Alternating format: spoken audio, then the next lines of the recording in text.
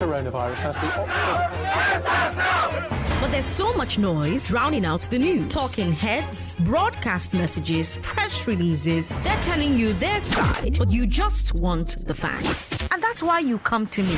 I give you the statistics without spin. Out of 116 million working age Nigerians, 35.5 million are employed full-time. That's 30%. I give you the context. I give you the history. I fight fake news with facts. Kayode. No, Kayode, I will let you talk. Kayode, I will let you talk if you let me talk. Kayode. That's why more and more Lagosians are tuning in. 500,000 Lagosians. 720,000. 970,000. Over 1 million Lagosians. They know that if you give me your afternoon, I will give you hard facts. Well done, Sandra, all to going beyond the headlines and focusing on the facts. I am Sandra Ezekwesili, and these are your hard facts. First hard fact of the day, 45 new COVID confirmations yesterday in 6 states. Ondo had the most, followed by Lagos with 15. So we really need to pay attention to Ondo because it's like they want to become a permanent fixture at the top there. But anyway, Lagos, as you can see, we still have cases here. So please take precautions. Limit your movement outside. Wear a mask when you have to go out. Give gap. Wash and sanitize your hands as frequently as possible. Second hard fact of the day, 500 million. That's how many COVID vaccine doses the US government says it's going to give to the rest of the world. Remember, we talked about how India was pausing its supply of vaccines to other countries to focus on its internal demand. And I told you that Joe Biden said that the US would step up to close the gap and become what he called the world's arsenal for COVID-19 vaccines. Now he's put a number to that. 500 million. Here on Hard Facts, our own number is 1 million. That's the number of people who listen to this show. Thank you to each and every one of you for making us what we are. I have a great show for you today. It's the Big Three Global Edition. We'll talk about the US government's strong words for the Nigerian government over Twitter. Then let's talk about Lagos being ranked the second worst major city to live in. And then let's talk about El Salvador making Bitcoin its legal tender. After that, as usual for Friday, we're going to bring you Public Square with Agogo Obo. We'll wrap up the show with music and moments with Ifeanyi and Sam. News updates will come your way at the top of every hour. We're also going to play Just a Minute. If you listen to everything I say, you will be able to win on Just a Minute. Lagos, I am Sandra Ezekwesili, and these are your hard facts. The Big Three Global Edition on Hard Facts. How will the U.S. government react to Nigeria's Twitter ban? How will the U.S. government react to Nigeria's Twitter ban? How would you score life in Lagos? Is El Salvador's Bitcoin decision a mistake, or is it the future? This is Big Three Global Edition. Let's get into the stories. Now, as you know, on Friday, we let Nigeria rest a bit. And then we take a look at stories that have broken in other parts of the world, right? Now, some of these stories are still Nigerian stories. Sometimes the biggest story in the world is still a Nigerian story or affects Nigeria one way or the other. But most of the time, it's just really an international story, a really global story. And we take a look at 3 of them every Friday at 3. Our first story is the U.S. Department asking the Nigerian government to lift the Twitter ban. The State Department is the American version of the Foreign Affairs Ministry. And we heard from Ned Price. Ned Price is the spokesman for Anthony Blinken. And Anthony Blinken is the Secretary of State in America. That's Foreign Minister. If you're watching us live on Facebook, we're about to play the video of what he said. But if you cannot watch live, Facebook, by the way, is Nigeria Info 99.3. We're streaming live there. Facebook, Nigeria Info 99.3. YouTube, Nigeria Info FM. But if you cannot watch live, listen to what he said. The United States condemns the ongoing suspension of Twitter by the Nigerian government and subsequent threats to arrest and to prosecute Nigerians who use Twitter. The United States is likewise concerned that the Nigerian National Broadcasting Commission ordered all television and radio broadcasters to cease using Twitter. For 60 years, The United States has been proud to partner with Nigeria on a broad array of issues and objectives, with the cornerstone of this relationship being premised on the vibrancy of democracy, a principle embraced by our two nations. Unduly restricting the media and all Nigerians from reporting, gathering, or disseminating opinions and information has no place in a democracy, and it undermines our partnership. Freedom of expression and access to factual and accurate information provided by independent media are foundational to prosperous and secure democratic societies. We join the UN Human Rights Office and partner nations who call for Nigeria to respect freedom of expression online and offline. Now, notice he mentioned the UN Human Rights Office. Here's what the UN themselves had to say. Quote, "We are concerned by Nigeria's hashtag Twitter ban, which followed a decision by Twitter to remove a presidential tweet, sweeping bans that intentionally prevent or disrupt access to or dissemination of information online, severely restricts the right to freedom of expression." End quote. So that's the United Nations. Ned Price also talked about the threat to prosecute any Nigerian in Nigeria using Twitter. Earlier this week, I read you a quote from Lai Mohammed, the information minister, telling the BBC that the Attorney General would prosecute people who tweet. Then, day before yesterday, I quoted Umar Gwandu for you. He's a spokesman for Abubakar Malami, the AGF. And he said the same thing. But now we've heard from Malami himself, and he appears to be moving away from that position. He said, quote, "For the record, let it be made amply clear that the AGF, Abubakar Malami, is not after any Nigerian tweeting from Nigeria or anywhere in the world, but that any Nigerian company or entity that gives a helping hand for Twitter to escape the ban placed on it will be dealt with." End quote. So I want you to tell me how you interpret what Malami said. Is he backpedaling from the positions given by Lai Mohammed and Umar Gwandu? I don't know. What does it mean when he says that he won't go after people for tweeting, but he'll deal with anybody who is helping Twitter escape the ban? What exactly does helping Twitter escape the ban mean? What does that look like? But back to the U.S. government, these are the strongest words that we've heard from them so far on the Twitter ban. And coming from the highest level so far. Before now, we've heard first from the U.S. Embassy, then we heard from the head of USAID. Both of them report to the Secretary of State. Now we've heard from the Secretary through his spokesman. The only person higher than the spokesman, than the secretary himself, is Joe Biden himself. So I want to ask you what you think this means in terms of the willingness of the Americans to take steps to end the ban. Do you think, I don't know, what do you think it means? Do you think the Nigerian government will listen to the American government? If not, do you think the U.S. government will be willing to apply any sort of pressure? Do you even want them to apply any sort of pressure? As a Nigerian, do you think that they should even be speaking about this? What do you think about the statement from the UN Human Rights Office? What do you think about Malami now saying that, oh, I'm not going after people that are tweeting, and I'm going after entities? I don't know. What does that look like? What does that mean? Men, call me on 0700-993-993-993. Women, call me on 01465-7190. Men, call me on 0700-993-993-993. Women, call me on 01465-7190. We've got WhatsApp as well. WhatsApp is 080-959-75805. We're going to take your comments from Facebook as well as YouTube and Instagram. If you leave them there. YouTube is Nigeria Info FM. Not Twitter. Instagram is Nigeria Info FM Lagos. And Facebook is Nigeria Info 99.3. Francis in Ikorodu, welcome. Okay. Sandra.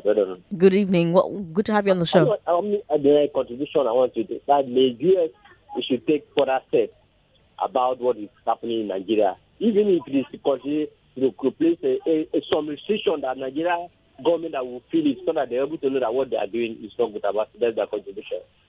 Okay, thank you. I'm not quite sure I understood that, but thank you very much for calling to share it. 0700-993-993-993. We've got a comment from David. David is in Surulere, and David says, Sandra, Twitter is an American company. Every responsible government will defend the interests of their companies abroad, like the U.S. government is doing right now. David, thank you very much for your message. Like I said, WhatsApp is 080-959-75805. 99.3, hello? Hello? Hello? Good afternoon. Hello? Good afternoon. Good afternoon. What's your name, sir? Yeah, my name is Ruben from Yaba. Welcome, Ruben. Go ahead. I don't see anything wrong with what the American spokesperson said. It was totally right. Is it a she? A he. Okay, yeah, he was totally right. He was standing for the people. What the Nigerian government did was a total executive rascality. And it's not allowed anywhere in the world. This is not China. Attempt by Nigerian and Lai Mohammed to try to antagonize Nigeria, making a China out of the Nigeria, making a satellite China out of the Nigeria, totally wrong. We have to respect the rule of law. And so, they are right. And what Malami said, are you there, ma'am? Yes, I'm here. What Malami said regarding, I think the guy is peddling.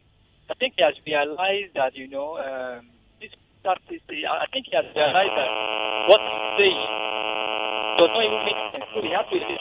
Unfortunately, your line is not very clear, Ruben. I think maybe you're using a hands-free device, so I'm hearing a loud buzzing sound. If you can call back, please call back. But I do think you were making a point about Malami's a seeming back pedal. Osei says Nigeria is a sovereign nation. The U.S. is not our senior brother.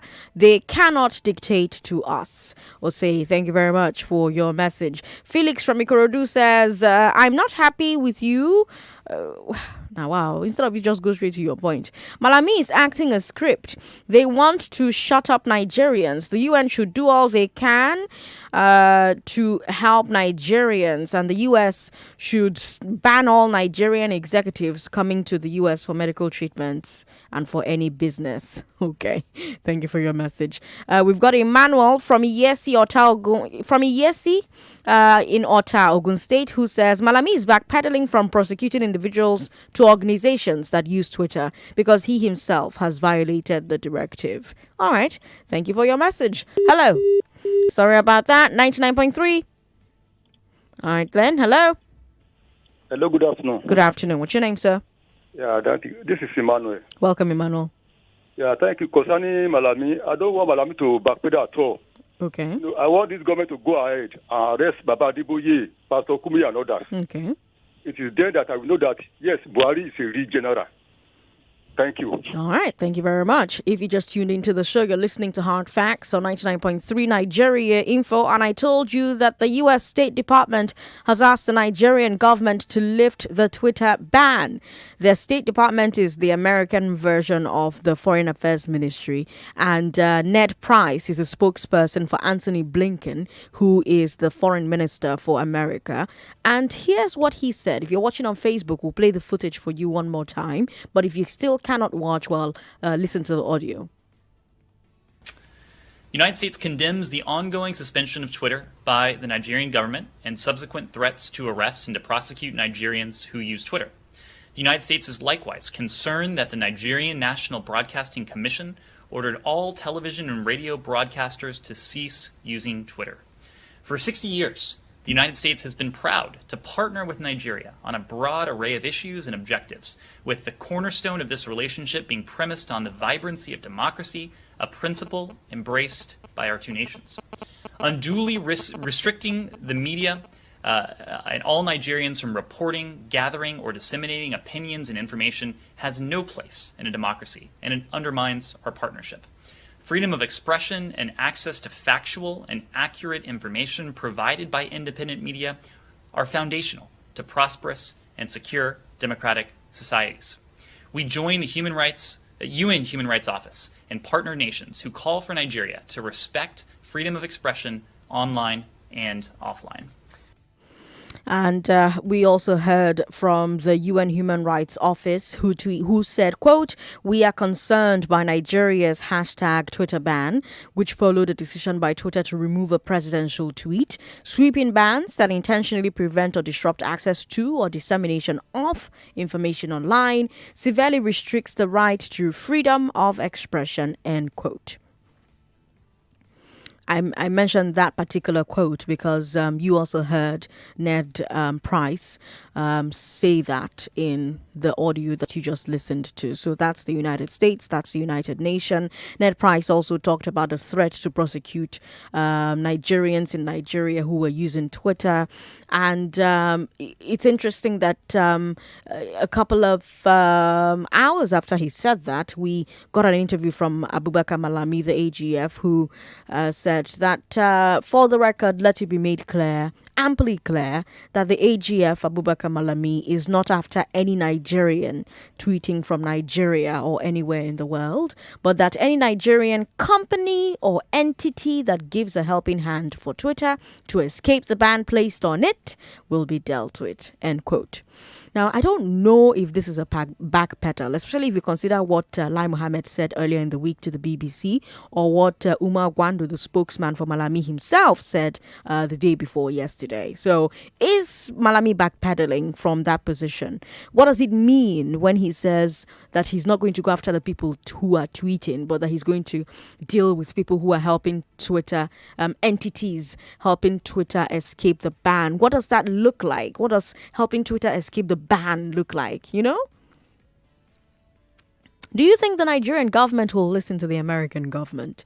And, do you think that the US government will be willing to apply any sort of pressure if the Nigerian government doesn't listen to lift this Twitter ban?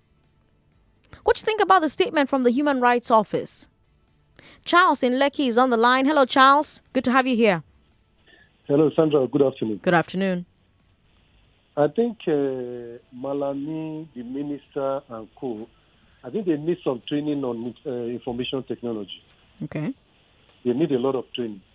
I think they are the whole cargoes, they are the whole school, so they don't know what is going on now. Okay. Now, people can go to internet to any country today through VPN, and you don't need to.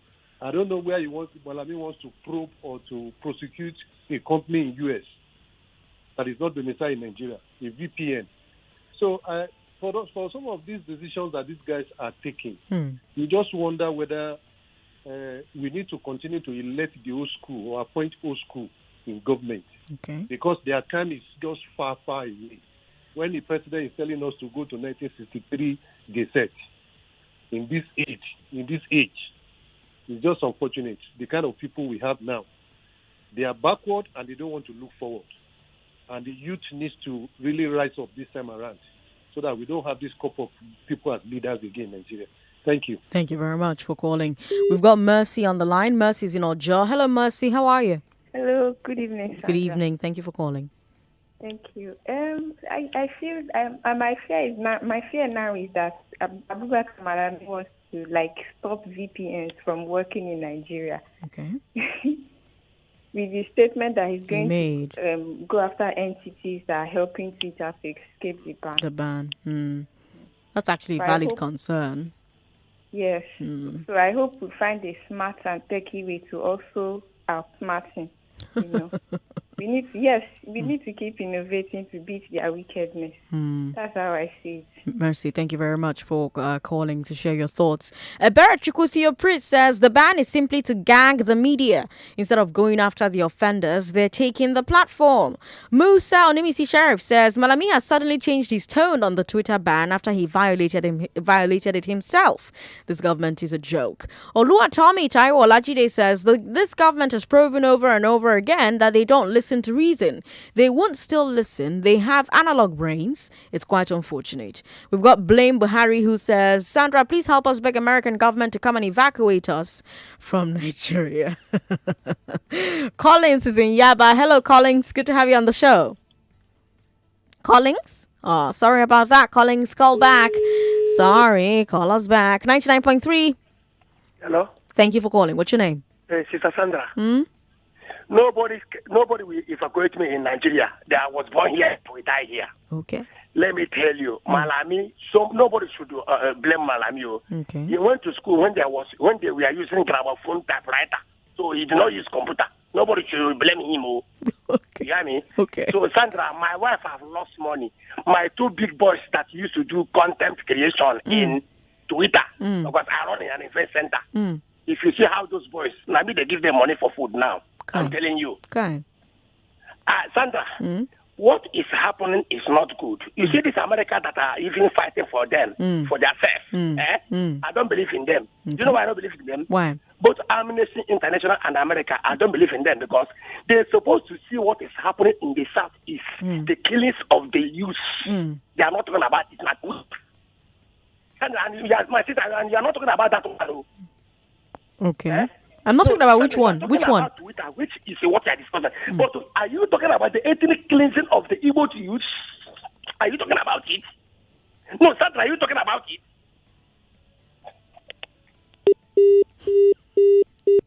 Thank you for calling.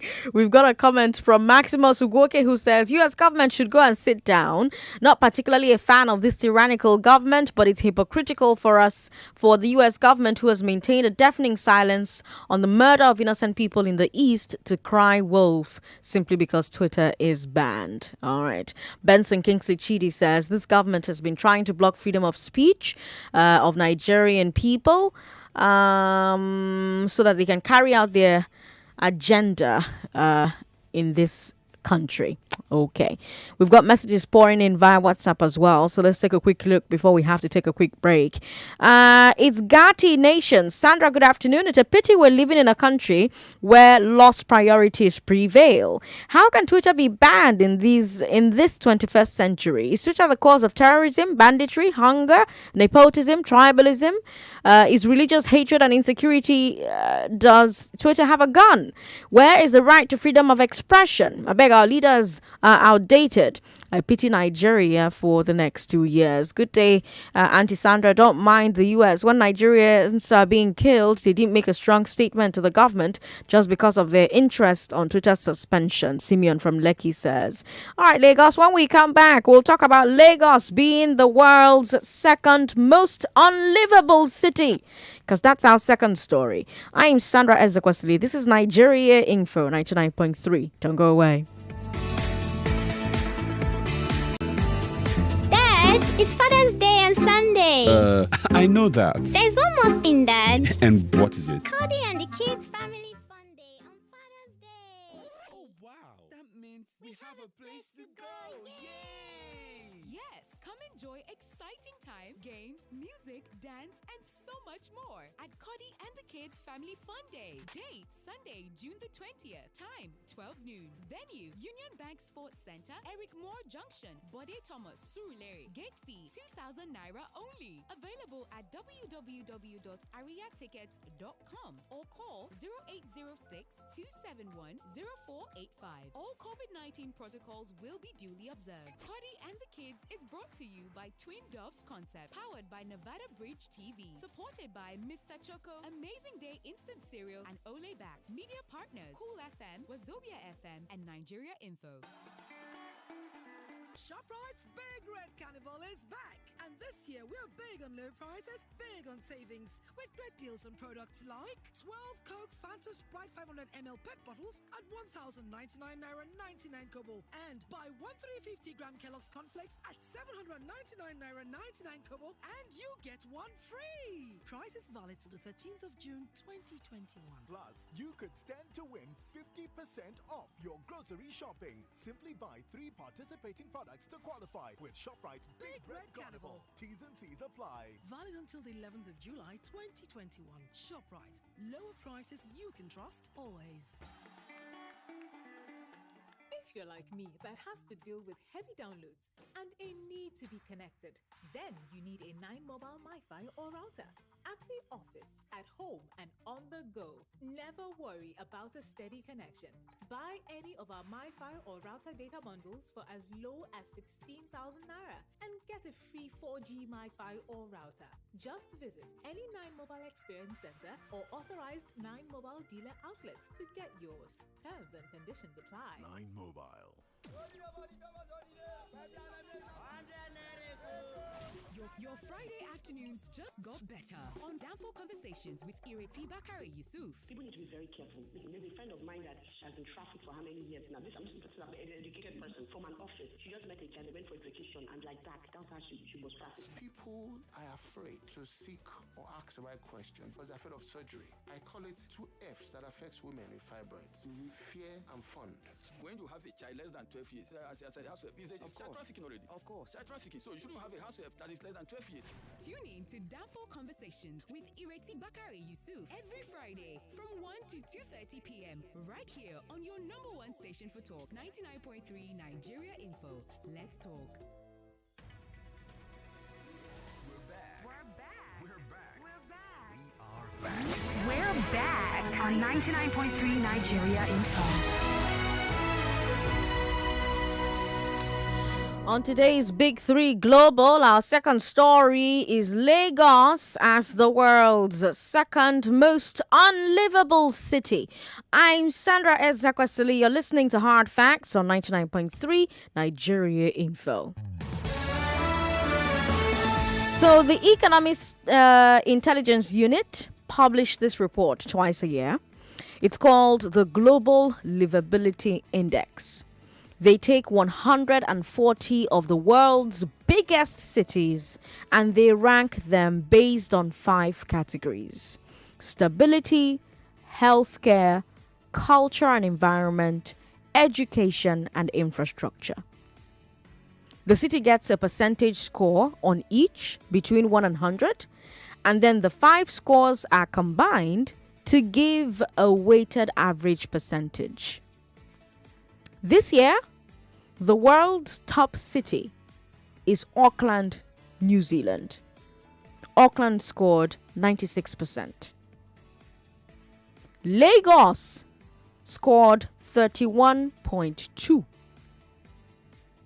The only city ranked lower than Lagos is Damascus in Syria. They have a civil war in Damascus in Syria. We have so many African cities ahead of us. Just in the bottom 10 alone, there are 4 African cities above Lagos. So you've got Algiers in Algeria, Tripoli in Libya, Harare in Zimbabwe, and Douala in Cameroon. Those are ahead of Lagos. But let's quickly look at the breakdown of the Lagos score, shall we? By the way, we're going to be going into more detail about this very soon. We're going to be doing a series on the Big Hard Fact about making Lagos more livable. But let's come back to the report for a bit. Like I said, 5 categories, right?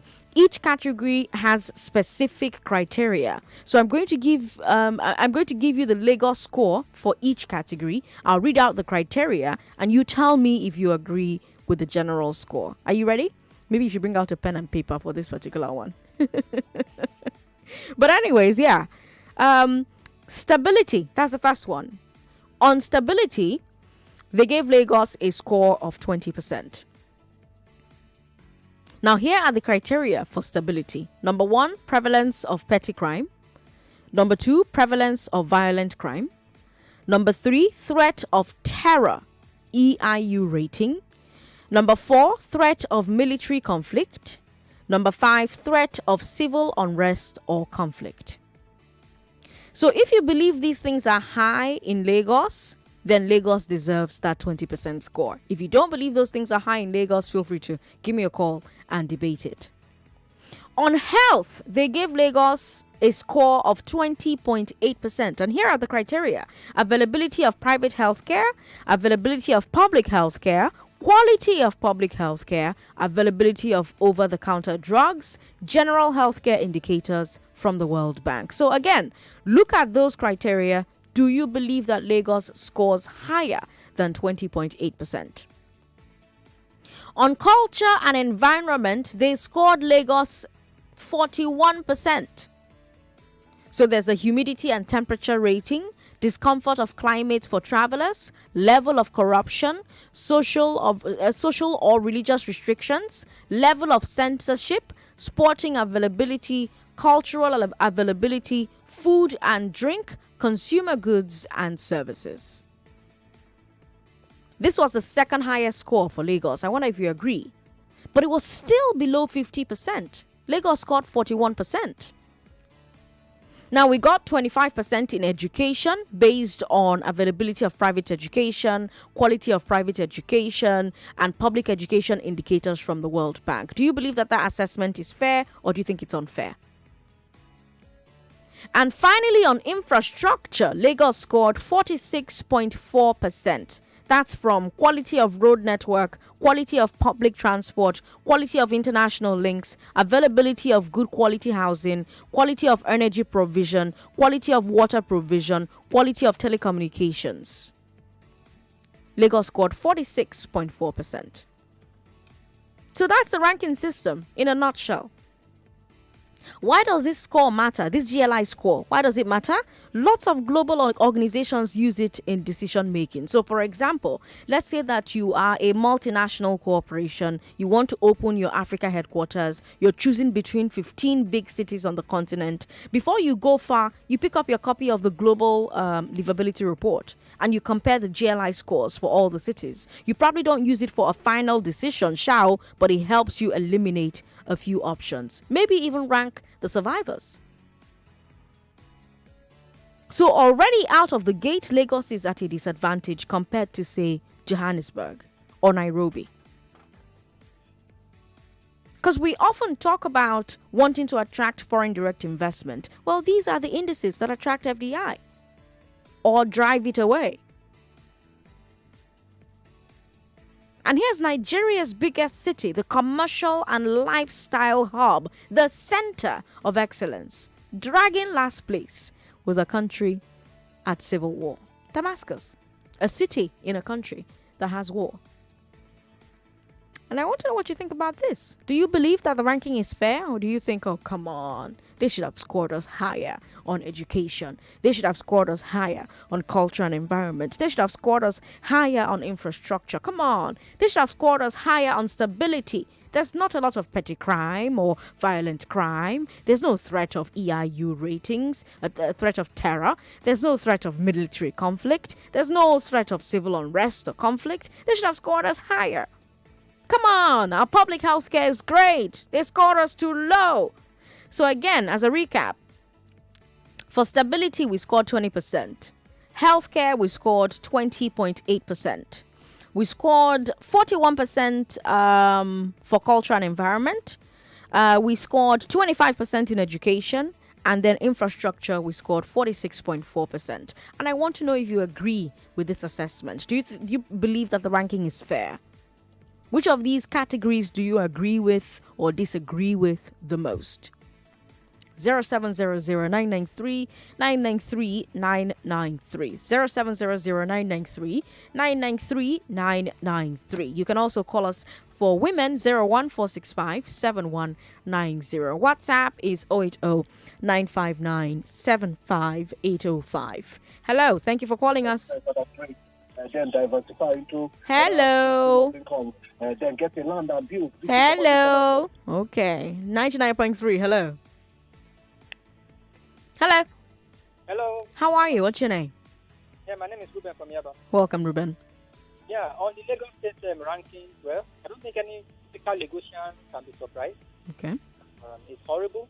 I think if someone really wants to, and the federal government wants to help itself and position Lagos and in extension Nigeria as a better place, the Lagos-Badagry Expressway, the Lagos-Ibadan Expressway, though they are claiming that I don't see anything. The blue line, the white line, the purple line, the indigo line, or whatever rail system, they should develop it. And then see how Nigeria will rank. Then the education system improve it, for God's sake. The private schools have been helping our matter. They have been helping us. They have been helping our life. The public education system should also be improved. And there are just little perfect things that you can do. And before you see their promising, we should talk on the ranking. as simple as that. Then there are many other things that you can also do. The money gets there when it comes to this. These agreements are making over 1.4 billion naira daily. Where is that money going to? How do you know they're making that money? Where did you see that data? I saw that data. I see that data. I think on a very, very independent.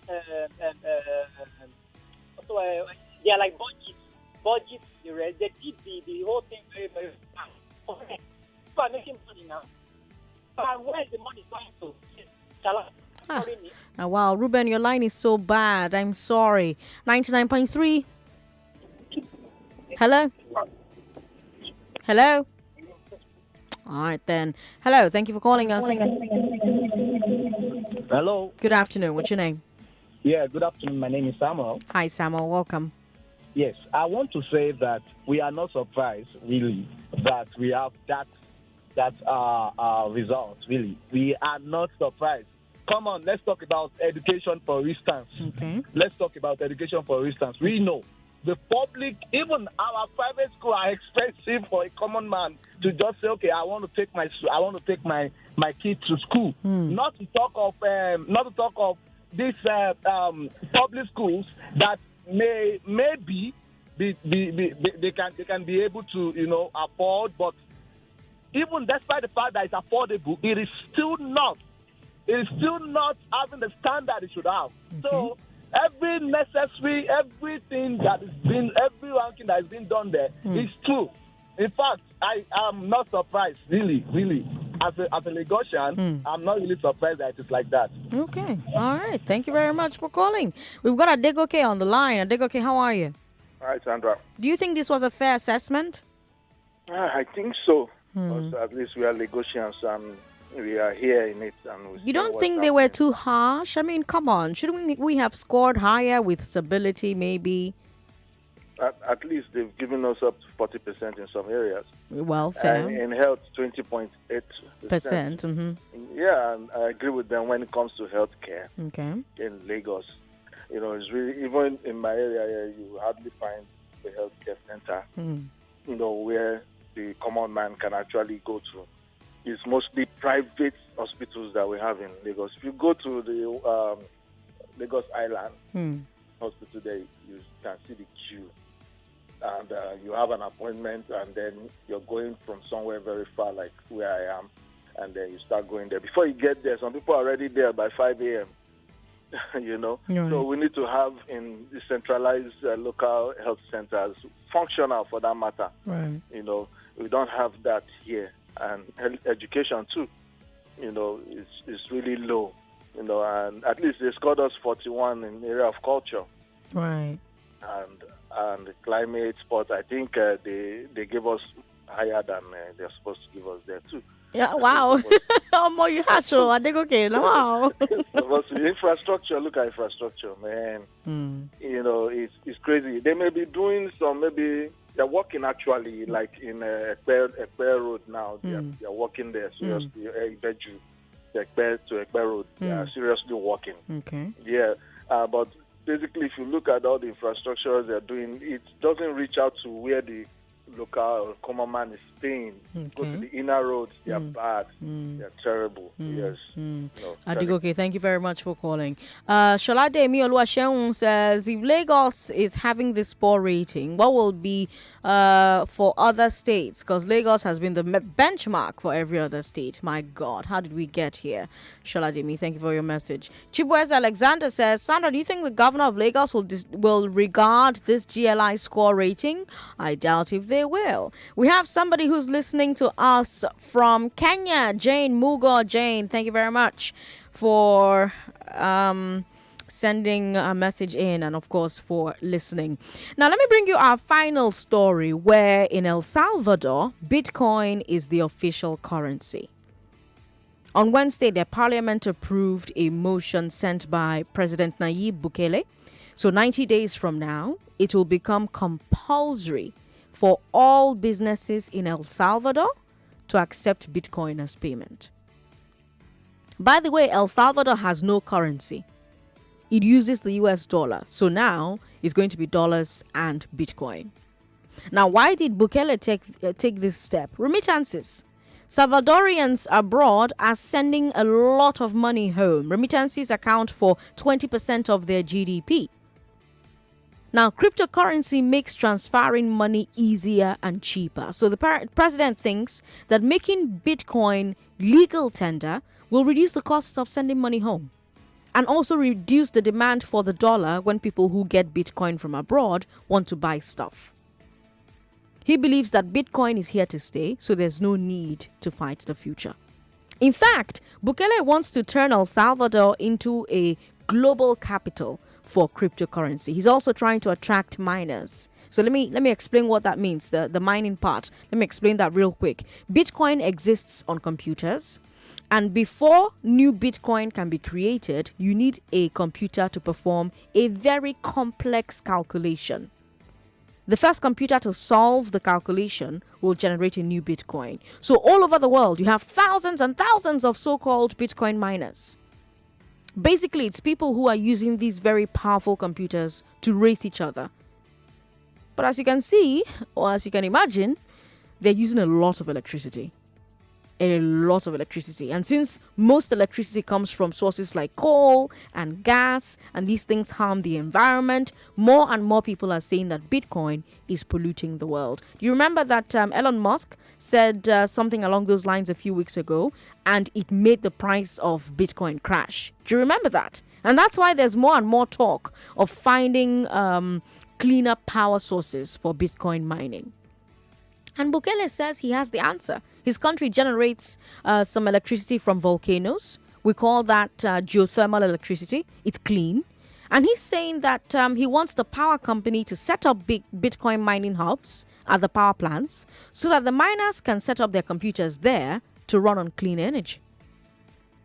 Bukele is hoping that this will attract Bitcoin miners from around the world to come and invest in El Salvador. In fact, if you have 3 Bitcoin, you'll be able to get El Salvadorian citizenship. And that citizenship grants you access to countries like the UK and over 150 countries. Now, there are concerns about Bukele's plan. First of all, it's not clear whether the IMF, the International Monetary Fund, will like it. Second of all, El Salvador depends very heavily on the IMF. In fact, right now, they're negotiating a $1 billion aid and loan program. And as you know, the IMF is very cautious about cryptocurrency in general. So we're waiting to hear what they'll say to the government. But in the meantime, that's President Bukele's plan for Bitcoin in El Salvador, making it legal currency, create mining hubs with clean energy, and give citizenship to people with lots of Bitcoin. And I want to know your thoughts. Do you think that this will work, or do you think he's moving too fast? Do you think they're moving too fast? Do you think Bitcoin will work as legal tender? Do you think other countries will adopt it as well? Or do you think that this experiment go fail, it go last dent, and it's going to lead other countries to walk away from it?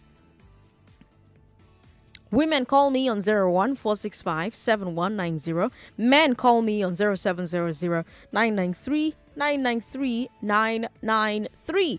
If you have WhatsApp, send us a message there, 080-959-75805. We're streaming live on Facebook, Nigeria Info 99.3. I'm going to come to WhatsApp in a bit, but I want to take a few calls. Hello, thank you for calling us. Yes, Sandra. What's your name, sir? Okay, Adegoke. Welcome back. Back. Mm. Yeah. Wow, how did you do that?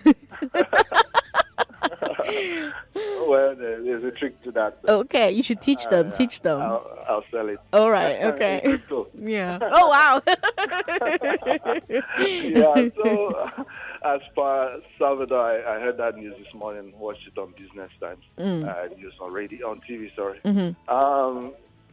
They actually analyzed the whole thing, and there are actually risks to that, which they are venturing into, because countries have really not accepted them as a legal tender. Right. So it's like they are like, let's say, they sacrifice the experiment for this. And for them, having maybe a hub for miners where they'll be able to mine, and that's also an added advantage to them, though, because it is going to attract miners. to that country. Right. And then for them using it as a legal tender, they may have to pay for the disadvantages that come with it. But it's all an experiment. Let's see how it goes. I believe it's going to work to a certain extent. And when other countries see that this can work, they also will try to venture into it because everyone is scared right now to do it. But let's see them try it and win.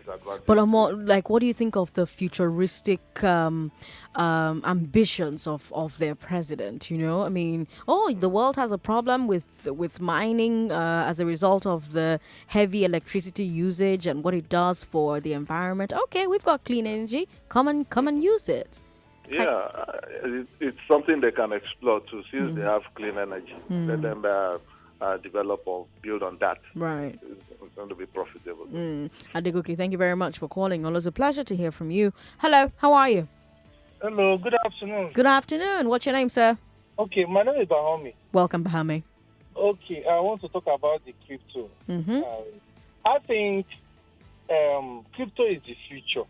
Okay. So this is just the resistance that comes with, before people accept things, just want to disrupt the new order of the old order of things. Okay. So IMF will kick, but Salvador are taking their own decision. You understand? Because I know that, in fact, I think there are more Salvadorians in U.S. than they have in their country. Okay. You understand? So they spend a lot of money.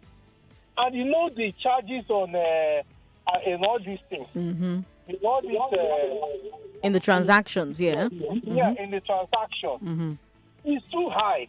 So and these people are trying how to find an alternative to cutting off all these Western Union and all those what. And also, what I want to ask them is, there are other cryptocurrencies like Ethereum, like Cardano, that's ADA, and other ones. Are they going to also allow that or just Bitcoin? Because that will give one cryptocurrency advantage over other competing altcoins. You understand?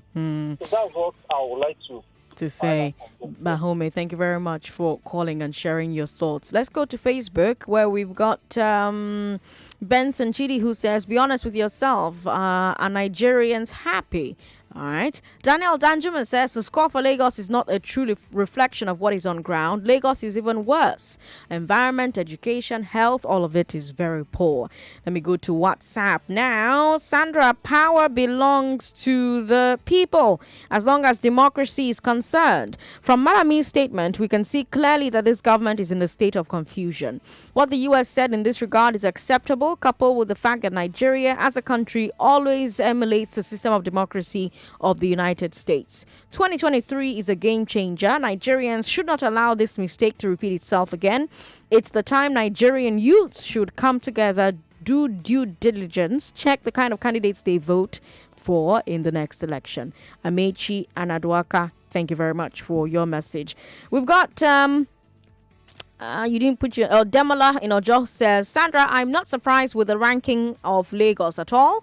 It's so sad to see one of the mega cities in Africa ranking this low. Yeah, surely Bitcoin is the next big thing. I'm a Bitcoin holder and I invest in all other coins. Bitcoin as legal tender will be very appreciated. Demola, thanks for your message. We've got a message here from Muyi. Muyi is in New York, and Muyi says, Lagos, worst city, Jesus, and then puts crying face emojis for me. Muyi. Kele, yeah? Kele. We've got Sadiq from Berger who says, she no be president, they think in the future, so chai, our leaders cannot relate. Sadiq from Berger says, thank you very much, Sadiq. We've got a message here from Sheyi says, while the Nigerian president is stuck in the 1960s and 70s and 80s, you have a president here thinking about the future. The Nigerian parents wants to reopen grazing routes that people have developed, snatch back their lands. Meanwhile, the president in Salvador is looking for ways to attract foreign investment into his country. The Nigerian president couldn't even answer questions about foreign direct investment. He instead took that time to blame NSAS and say that they wanted to take him out of office. Wow. Sheyi, thank you very much for getting that off your chest. All right. Prince says, I want to say the rankings are fair except on infrastructure. Lagos is far below 46% on infrastructure. Is Lekki Ekpe Expressway not in Lagos? Where are the infrastructure scoring a pass mark of 46%? Lagos is below 30% to me on infrastructure. Thank you very much for your message. Sandra, concerning this ranking pertaining Lagos, it's over fair. That's a message from Felix. Felix is in Anthony Village. Thank you very much for your message. Sandra, I will not argue these statistics because it's only who doesn't reside in Lagos that will not understand. With all the billions generated and yet not much is seen in reality. Lagos State as it is now generates and makes more money, yet it's not so crime in getting higher health. Another issue is I don't know. That's a lot. It's a mouthful. I'm going to have to take a breath and come back to that message. We'll take a break. We'll be right back, Lagos. You are listening to your number one station for talk. 99.3 Nigeria Info. 99.3 Nigeria Info. Let's talk.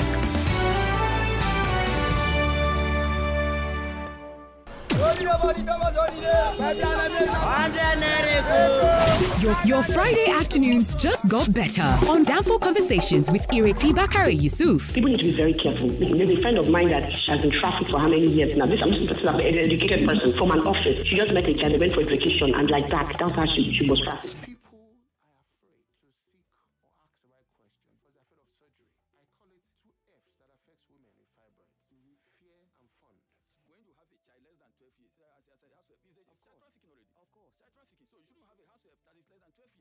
Tune in to Downfall Conversations with Ireti Bakari Yusuf every Friday from 1 to 2:30 p.m. right here on your number one station for talk, 99.3 Nigeria Info. Let's talk. If you're like me that has to deal with heavy downloads and a need to be connected, then you need a 9 mobile MiFi or router. At the office, at home, and on the go. Never worry about a steady connection. Buy any of our MiFi or router data bundles for as low as 16,000 naira and get a free 4G MiFi or router. Just visit any 9 Mobile Experience Center or authorized 9 Mobile dealer outlets to get yours. Terms and conditions apply. 9 Mobile.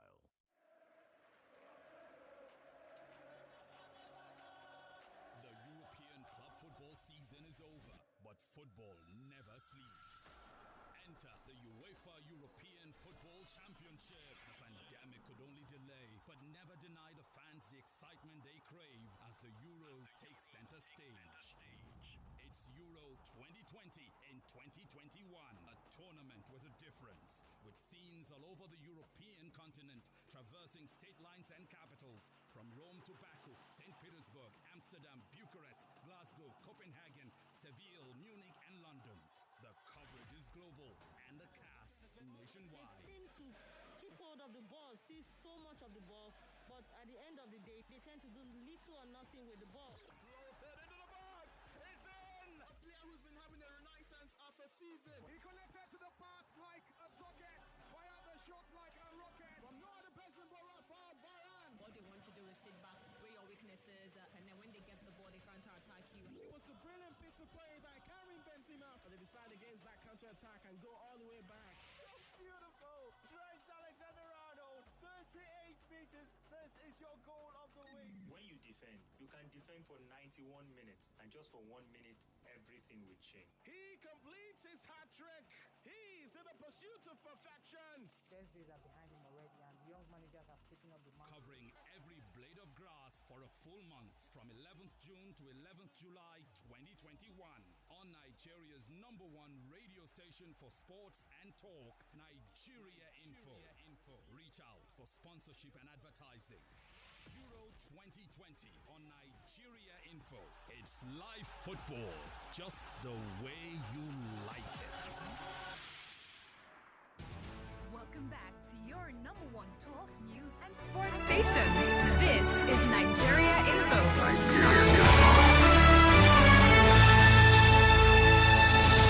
Where does the time go when you're having a fantastic time? My God. All right. The score that you have to beat on just a minute is 4. If you can answer 5 questions, you become our winner for the day. And yes, the questions are coming from everything that I've talked about on the show today. Hello. What's your name, sir? Oh, sorry. 99.3. Hello? How are you? What's your name? This is Kemi from Amuwo Dofi. Kemi, welcome. Do you want to play just a minute? Yes, I do. Okay, then. Well, your time starts now. This is Just a Minute. Which state had the highest